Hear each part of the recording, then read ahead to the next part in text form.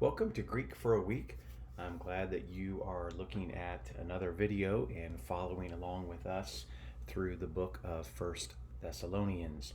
So we're looking at chapter 2, verses 1 through 8, and I only wanted to go through verse 8, even though the entire paragraph takes us through verse 12, simply because of the amount of information to put into one video, as well as I think there is a break there at verse 8 and verse 9. So we'll go ahead and take that break and see how verses 1 through 8 fit together. So if you look at the text here for just a few minutes, I want to point out a few things. Number one, the use of gar by Paul in each of the verses that I'm underlining here.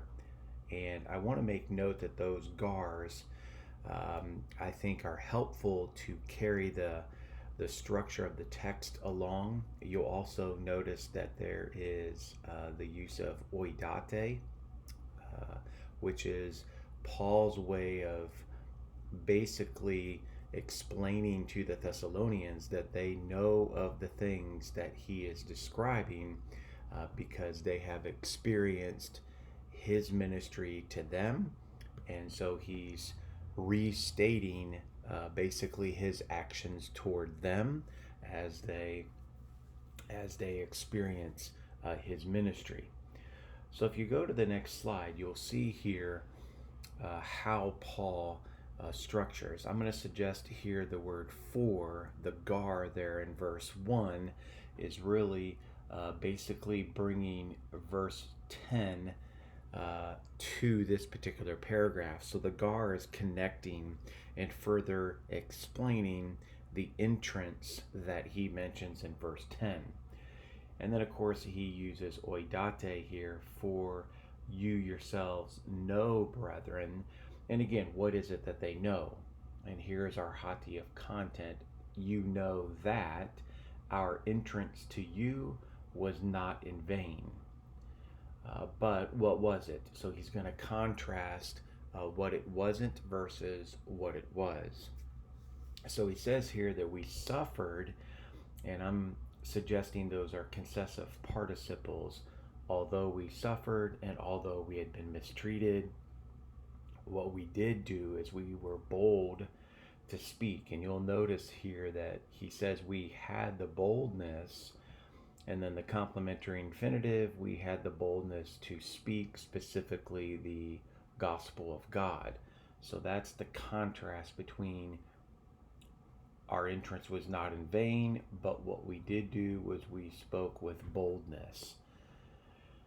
And how did we speak with boldness? And that was in a manner, or in the manner of God and amidst much opposition. Now I'm suggesting here, verse 3, this gar is further explanatory of the speaking of the gospel because he mentions our exhortation. Again, it does not come from, so the source is not from error or impurity or even from deceit, but the exhortation has been approved such that we've been entrusted, again, here's with the gospel, and that entrusting of the gospel obviously has been from God.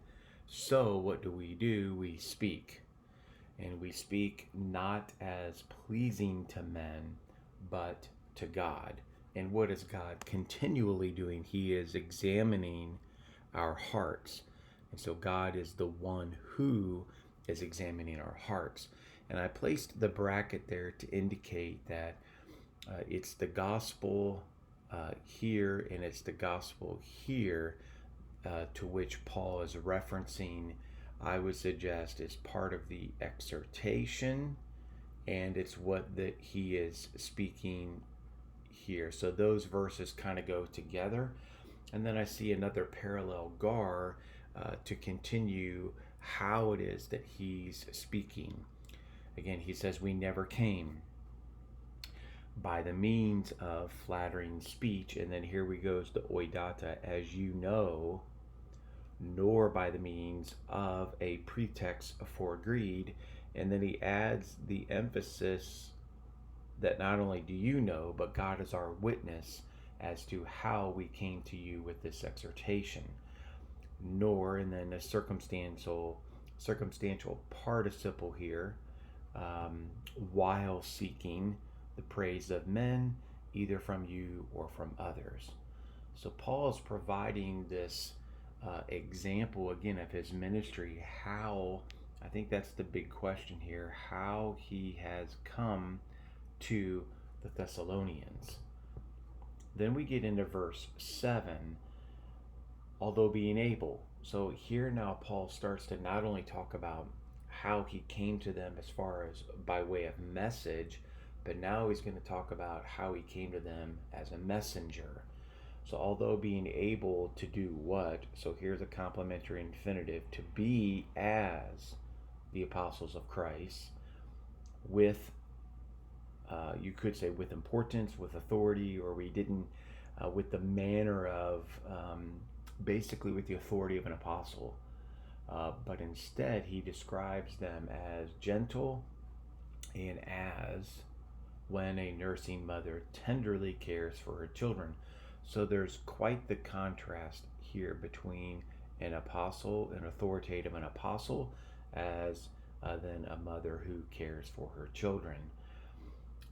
Verse 8 continues, while having this fond affection. So here is another circumstantial participle, while having this fond affection for you, we were pleased to share. So here's another complementary infinitive. We were pleased to do what? To share to you not only the gospel of God only, but also our own souls. So again, Paul is bringing this idea of both the message, and then here is the messenger, and what it is that we could say about ourselves, again, because you were dear to us. So we shared and we came to you in this way because of the impact that you had made on us. I think you could probably break this down into a couple of points. I think the concept here is Paul is doing the explaining. Paul is explaining that our entrance had a purpose. We were bold. Again, I think this is really what carries through the entire paragraph. We were bold to speak the gospel, and we have been approved by God to speak this gospel, verses 3 and 4. We were gentle toward you, and then we were pleased to share our very own selves. So notice the first person plural pronoun here. This is all about Paul and his partners and how they approached the Thessalonians in ministry. So that was chapter 2, verses 1 through 8. We'll continue with this paragraph, which is 1 through 12, and then we'll diagram verses 9 through 12 in a couple weeks. Have a great week.